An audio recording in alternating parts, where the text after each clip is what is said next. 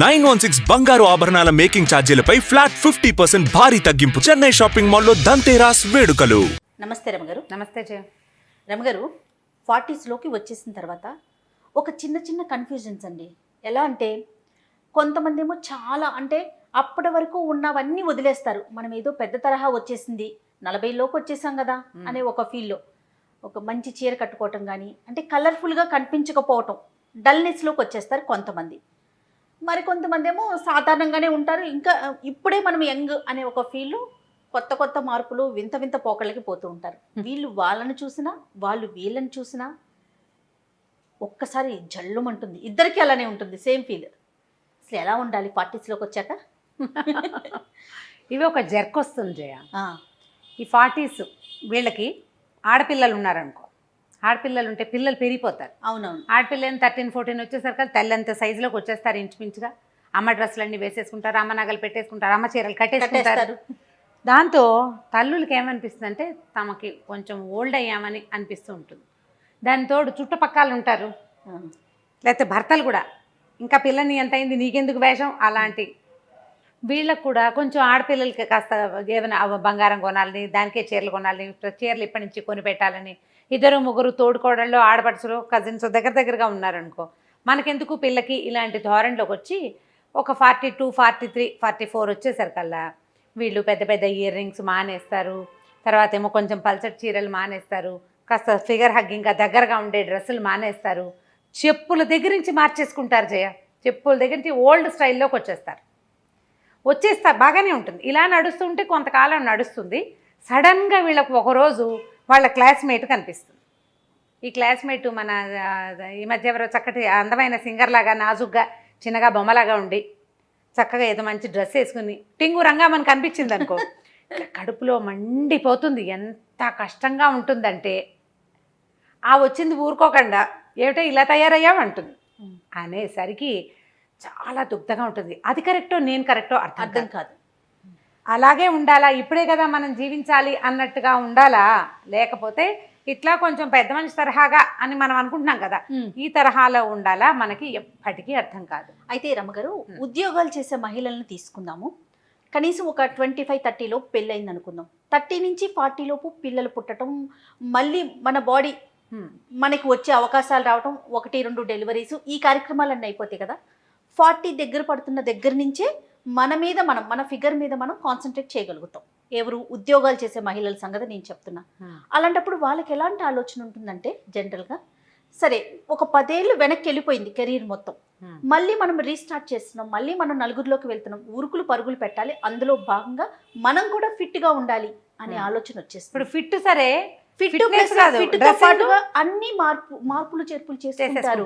చేస్తున్న ఉద్యోగాన్ని బట్టి కావచ్చు, లేకుంటే తిరిగే పరిస్థితులను బట్టి కావచ్చు. ఎందుకంటే ఒక 10 ఏళ్ళు వెనక్కి వెళ్ళిపోయాం కదా అనే ఆలోచన సహజంగా ఉంటుంది. ఇలాంటప్పుడు ఎవరైతే ఇంట్లో ఉంటారో వాళ్ళకి కనిపించినప్పుడు వాళ్ళకి మీరు అన్నట్లుగా నేను తప్ప వాళ్ళు కరెక్టా అనే ఆలోచన వచ్చేస్తుందేమో, బహుశా వస్తుంది కదా. అంతే.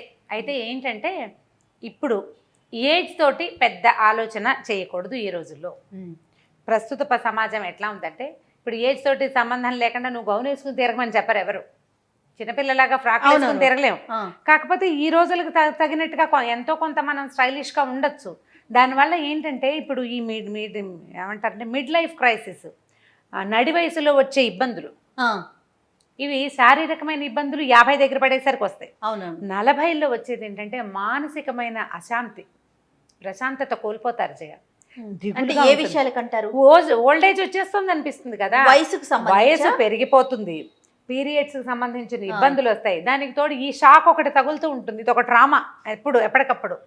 వాళ్ళు ఎంగగా కనపడుతున్నారు, నేను ఎందుకు కనపట్టలేదు, రకరకాల భయాలు వచ్చేస్తాయి. జీవితం మీద, అస్తిత్వం మీదే రకరకాల భయాలు వచ్చేస్తాయి.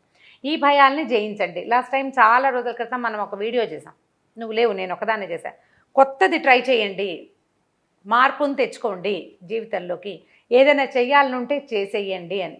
నేను జీన్స్ ప్యాంట్ వేసుకోనని ఒక ఆవిడ ఎవరో అడిగారు. వేసుకోండి, దాని మీదకి సరిపడా ఒక పెద్ద చొక్కా వేసుకోండి, మరీ మీ అమ్మాయి వేసుకుని షర్ట్ కాకుండా అని చెప్పారు. ఏదో ఒకటి చెప్పాలి. ఇప్పుడు ఏంటంటే మనం ఇలా షాక్కి గురయ్యేలాంటి పరిస్థితులు ఉన్నాయి ఇప్పటికీ కూడా. ఇప్పుడు ఎవరు అట్లా లేరు అని వస్తాయి మనకు కొన్ని కామెంట్లు. ఇప్పటికీ ఉన్నారు. అందుకని ఇప్పుడు 30s మనము మన పిల్లలతో సమానంగా వేసుకున్న బట్టల్ని Hmm. 40s వేసుకోలేకపోతాం. ఫర్ ఎగ్జాంపుల్ నేను చెప్తా వినండి. నేనున్నాను, నా చుడిదార్ మా అమ్మాయి వేసేసుకుంటది. ఇప్పుడా ఫర్ ఎగ్జాంపుల్ చెప్తాను, Okay. కొట్టదు కాబట్టి సరిపోదు అనుకోండి.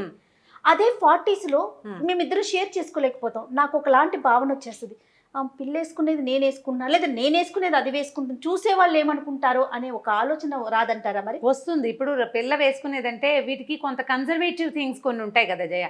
పిల్లలు వేసుకునేదంటే జీన్స్ టీ షర్టు, భుజాల మీద ఎక్కడో ఇక్కడ ఓపెన్ ఉన్నవి, అవి పిల్లలు 20 ఏళ్ళ 18 ఏళ్ళ పిల్ల వేసుకుంటుంది. అది 39 42 ఏళ్ళ ఆవిడ వేసుకోలేకపోతుంది. అవును, అంత కాకపోతే కొంచెం దానికి దగ్గరగా ఉండేలాంటిది ఇంకొకటి ఏదో ట్రై చేయొచ్చు కదా. ఎస్ కరెక్ట్, మనకు అనుగుణంగా మనం వేసుకోవచ్చు. ఇప్పుడు ఏంటంటే 45 రాగానే మీరు ఓల్డ్ అయిపోయినట్టు కాదు. 55 వస్తే కొంచెం పెద్దవాళ్ళు అన్నట్టు, ఓల్డ్ కాదు. 55 కూడా ఓల్డ్ కాదు జయ. ఇప్పుడు సినిమాటిక్గా మనం పేజ్ 3లో కనపడే వాళ్ళలాగా చేయలేకపోతాం. కానీ మీకు మీ మనసుకి తగినట్టుగా, వయసు అని చెప్పట్లేదు, మీ మనసుకి తగినట్టుగా మీకు భావాలు కనుక కొంచెం మామూలు భావాలు ఉంటే దానికి తగ్గట్టు ట్రై చేయండి. మీకు జర్క్ తగిలి ఎవరైనా షాక్ ఇచ్చి మీకు వాళ్ళలాగా మీరు చేస్తే ఓవర్ యాక్షన్ చేసినట్టు ఉంటుంది. అలా కాకుండా మీరు 30s నుంచి 40sకి ప్రయాణం చేసేటప్పుడు ప్రయాణాన్ని ఏజ్ దానంతట అది పోతుంది. మీరు ఈ డ్రెస్లో నుంచి ఒక ముతక చీరలోకి జంప్ అయిపోవద్దు, ఒకేసారి జంప్ అవ్వకండి. స్లోగా తీసుకురండి చేంజ్. పెద్ద పెద్ద ఇయర్ రింగ్స్ పెట్టుకోవటము, మెడలో ఏదైనా ట్రెండీగా 1-2 వస్తువులు వేసుకోవటము, గాజులు వేసుకోవటము, వేసుకోకపోవటము, చెప్పులు, అన్నీ కూడా. ఇప్పుడు నేను ఒక పెద్ద చీర బార్డర్ ఉన్న చీర కట్టుకుని పెద్ద బొట్టు పెట్టుకుని చెవులకి ఏవో దుద్దులు పెట్టుకుని వెళ్తే నాకు చూపించే చెప్పులు ఒక రకంగా ఉంటాయి. నేను కొంచెం సన్నటి చీర బాగా నైస్గా ఉన్న చీర కట్టుకుని వెళ్ళాను అనుకో, చెప్పులు వేరేవి చూపిస్తారు. నువ్వు చెప్పుల షాప్ దగ్గర నుంచి చూడండి, ప్రతి చోట అలాగే ఉంటుంది. మనల్ని బట్టే కదా వాళ్ళు, మనల్ని బట్టే కదా. ఒకవేళ ఇలాంటి జర్క్ కనుక మీరు తగిలితే ఒకేసారి వాళ్ళ దాకా వెళ్ళిపోకుండా మీ నుంచి మీరు కొంచెం వెనక్కి రండి. ప్రధానమైంది, చాలా ముఖ్యమైనది మనసు. నాగేశ్వరరావు గారు ఎప్పుడు చెప్తుంటారు, బహుశా వినే ఉంటారు మీరు, ప్రతి ప్రసంగంలో ఆయన ఇదే మాట చెప్తారు. 70s కూడా ఇదే మాట రమ్మగారు, వయసు వచ్చింది నా శరీరానికి, మనసుకు కాదు అంతే. పదే ఈ మాట నాకు ఎంత గుర్తో. మన మనసు అది కదా ప్రధానం. ఇప్పుడు జర్క్ తినేది శరీరం కాదు, మనసే. ఎవరినైనా చూడంగానే జర్క్ అయిపో, మనం ఒకేసారి బెంగ వచ్చేస్తుంది మన మీద. మనకి ఇదేంట్రా దేవుడా వీళ్ళు ఇంత బాగున్నారు, నేనేమిటి ఇలా ముసలం అయిపోయానండి. సడన్గా మీరు మేకప్ మార్చేస్తే వెగటుగా ఉంటుంది. అందుకని జర్క్ తీసుకోవద్దు, జర్కుల్లోకి వెళ్ళకండి. హుందా అయిన ప్రవర్తనతోటి ఉండండి. ఈ ఏజ్కి నేను ఇలాగే బిహేవ్ చేయాలి అనే ధోరణికి అందులోంచి బయటకు వచ్చేయండి. ఈరోజు అట్లా లేదు, అందుకని ఇప్పటి వేషాలు కూడా వేయకూడదు. ఆ మాట ముందే చెప్పాను, హుందాగా అని చెప్పాను, ఆ పదం చెప్పాను కదా. ఇప్పుడు దీంట్లో హుందా ఎంత హుందాగా అనేది దట్స్ అప్ టు యూ. నీ యొక్క పరిస్థితి, నీ ఆర్థిక పరిస్థితి, నీ యొక్క సామాజికమైన పరిస్థితి, మనం తిరిగే మన సర్కిల్, మన ఫ్రెండ్స్, మన సర్కిల్. ప్రధానమైనది ఏంటంటే జయ, ఇదివరకటికి ఇప్పటికి తేడా ఎక్కడొచ్చిందంటే చెప్పనా, మనం అమీర్పేటలో ఉన్నాం అనుకుందాం. ఇదివరకటి అమీర్పేట ఒక రకం, అమీర్పేట నుంచి కొంచెం ముందుకెళ్తే ఈ ఎస్ఆర్ నగర్ మనం ముందుకెళ్ళామనుకో, ఆ సన్నది కుకట్పల్లి అవి పాతగా మన చిన్నప్పటి ఊళ్ళలా కనపడేవి ఇది వరకు. ఇప్పుడు తర్వాత కాలంలో ఇంకో కుకట్పల్లి పెరిగిన తర్వాత కొంచెం చందానగర్, మియాపూర్ పాతగా ఉండేవి. ఇప్పుడు చందానగర్, మియాపూర్ కూడా పాతగా లేదు, ఎక్కడికక్కడ ప్రపంచం పెరిగిపోతూనే ఉంది. మనం రెగ్యులర్గా ఎవరితోటి కలుస్తామో అదే మన సర్కిల్. ఇప్పుడు ఎక్కడో ఊరవతల ఇల్లు కొనుక్కుని వెళ్తున్నాం, ఓ ఫ్లాట్ కొంటాం, అక్కడ 100 మంది ఉంటారు సమాజం, అదే మన సోషల్ సర్కిల్. అంతే, మన చుట్టాలు పల్లెటూరులో ఉన్న వాళ్ళు కాదు మన సర్కిల్. మన సర్కిల్ మనం రోజు ఎవరితోటి కలుస్తామో, ప్రతిరోజు గుడ్ మార్నింగో గుడ్ ఆఫ్టర్నూనో ఎవరికి చెప్తామో, ఎవరితోటి చెప్పించుకుంటామో, అది మన సమాజంగా ఈ రోజున ఉన్నది. ఇప్పుడు మనం అక్కడ షాపుల్లోకి వెళ్తాం, అక్కడ హోటల్స్కే వెళ్తాం, అక్కడే మన పిల్లలు స్కూళ్ళకి వెళ్తారు, అక్కడి నుంచే కాలేజీలకు వెళ్తారు. అదే కదా మన సమాజం. సో చిన్న ఆ పెద్ద గుంపుల నుంచి విడిపోయాం, ఈ చిన్న గుంపులో కొత్త గ్రూప్ తయారవుతుంది.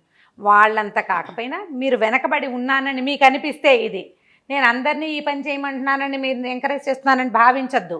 ఆ తరహా ప్రశ్నలు కూడా తీసుకురావద్దు. వెనకబడి ఉన్నామేమోనన్న భావనతోటి దిగులుబడి డిప్రెషన్కి లోనయ్యి మీరు బాధపడి ఇంట్లో వాళ్ళని బాధ పెట్టకండి.